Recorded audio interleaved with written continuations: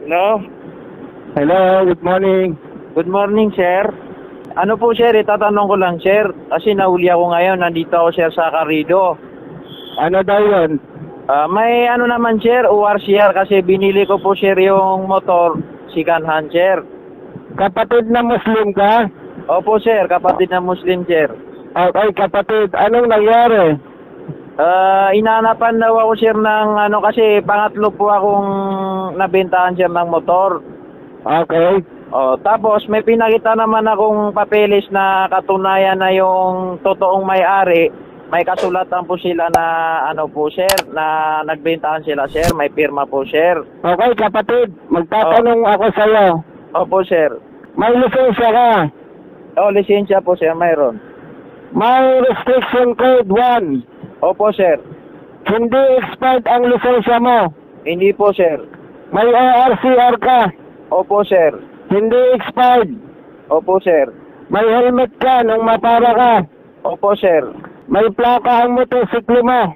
Opo, sir. Sino ang humuhuli sa'yo? Yung pulis, sir, eh. Magalang mong itanong, kapatid, sa pulis. Sir, pwede kang makausap ni Colonel Busita, may itatanong lang. Oh, sir. Tanong mo. Sir. Colonel Busita, sir. Sino? Colonel Busita. Hello, sir. Magandang umaga po. Kapatid, Tumawag na Muslim, sir. Kapatid na Muslim, yan tumawag. Ano? Opo. Matanong lang kita, kapatid, may violation ba siya? Sir, nung upon checking nung ano nila, nung lisensya nila sa ORCR, sir. Yung CR, ORCR, meron siya, sir. Okay. Lisensya, meron po. Kaso hindi po nakapangalan sa kanya, sir. Hinahanap lang naman po, sir, kung yung pinagagawa ng deed of sale. Kapatid, Opo. ipagpaumanhin. Ang deed of sale ginagamit sa transfer of ownership. Okay, sir. Hindi yan hinahanap sa checkpoint. Yung authorization, sir, na pinatutupad natin. Kapatid, matanong kita. Ikaw ba ay criminologist? Criminology po, sir. Di ba tayo enforcer? Opo. Yung sinasabi mong authorization, meron bang batas? Mayroon bang memo? May directive ba? Wala. Sir, yun po ang ini-implement natin, di Hindi. ba? Teka muna, we are professionals. Ano yung reference mo? Pero ang hinahanap lang po natin dito sa kanya, yung deed of sale po. Ay, nasita ka na ba na Montero, hindi siya ang rehistradong may-ari? Hindi po, siya po lagi ang may-ari ng mga nasisita po. Ay, kapatid, sorry, hindi totoo yun. Bilang mga enforcers, dapat, pag nagpatupad tayo, merong basis, hindi pwede sabi-sabi. Pero meron po akong official, sir. Ito ang sasagot po sa inyo. May Okay, official po ako. sabihin ko. Magandang umaga po, sir. Kapatid, Colonel Busita, good morning. Good morning, sir. Ano po ang may paglilingkod ko po namin sa matikas naming Cornel, sir? Kapatid, Opo, sir. ito ay trabaho lang, walang personal issue, ano? Opo, opo. Oo. Ano po ang ano natin, sir? Yung kapatid na Muslim, nasita ng tropa mo. Opo, sir. Meron siyang lisensya, hindi expired. May restriction code. May ORCR. Ngayon, ang kino-question ng tao mo, dahil hindi nakapangalan sa kanya, hinahanapan ng deed of sale and authorization. Sabi ko, we are enforcers, we are professional. Hindi tayo pwedeng kumilos ng hindi naaayon sa batas.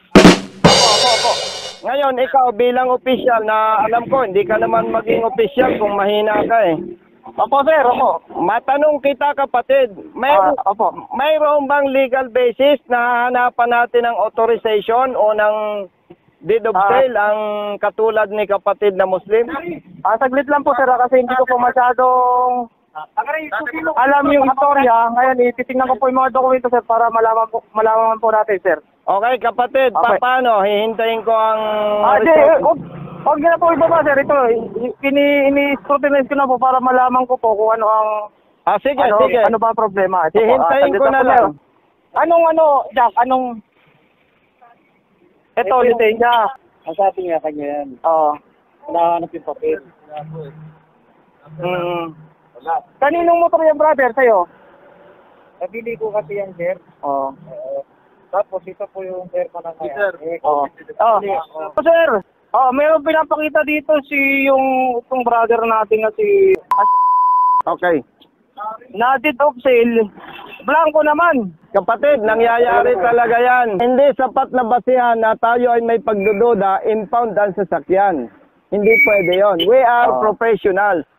Kung may pagdududa kayo, kapatid, dapat ma-establish muna na meron kayong enough ground na ma-impound o makumpiska ang motorsiklo. Other than that, hindi pwede.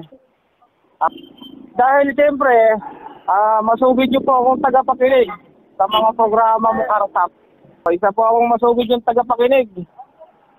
Patunayan yan nung mga doon sa yung mga nasita mo po nung time na yung mga nag-training doon. Ay, oo. Kasama ba hindi yung pa mga ako classmates siya mo? Hindi pa ako sure. Oo. Yung mga classmates ko lang, yung mga pinag-ano mo ron. Yung mga- Pinahanap ng konti. Yung mga classmates mo pasaway, you know. Opo. Dahil po mataas, sir, dahil po mataas ang pagkilala namin sa iyo, sir. Tagahangan niyo po kami. Salamat. Para sa inyo na lang, sir. Pagbibigyan natin to. Hindi, tsaka bro, wag yung pagbibigyan. Ang punto ko dito, kung meron kayong sapat na basihan, Kaya, hindi sir, ko kaya lang. itatanggol yan. Opo, sir. May mga bentahan kasi talaga, open deed of sale. Pero hindi ito sapat na dahilan para ma-impound. Kung in-impound mo, na abala, na perwisyo, hindi natin pwedeng sabihin sorry. Dapat professionals tayo. Oo. Kapatid, Opo. kung gusto mo na malaman mo ang diskarte para ma-impound o alamin ang nakaw na sasakyan, pwede akong magbigay ng time para sa inyo.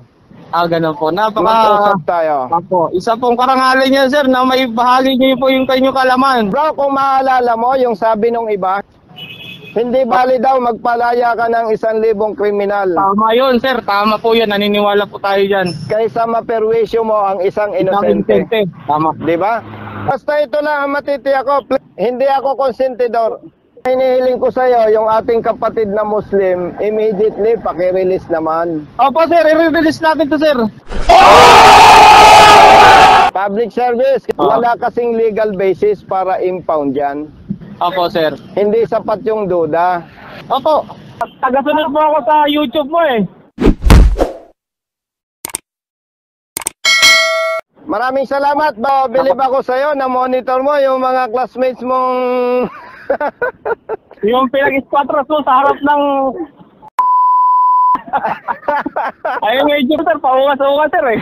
paungas-ungas, naka-uniforme, walang helmet. Tama yun, sir. Tama. Kasi bro, tayo bilang opisyal, malaki ang ating responsibility. Opo, sir. Di ba? Oo, by the way, may hihilingin ako sa iyo. Opo, sir. Ano po yun, sir? Pakisabihan nyo mga tropa mo na ipatupad ng tama at patas ng batas.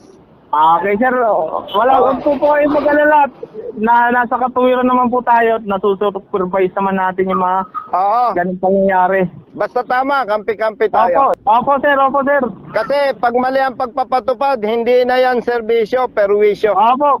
Maraming salamat. Opo, sir. Wala po problema.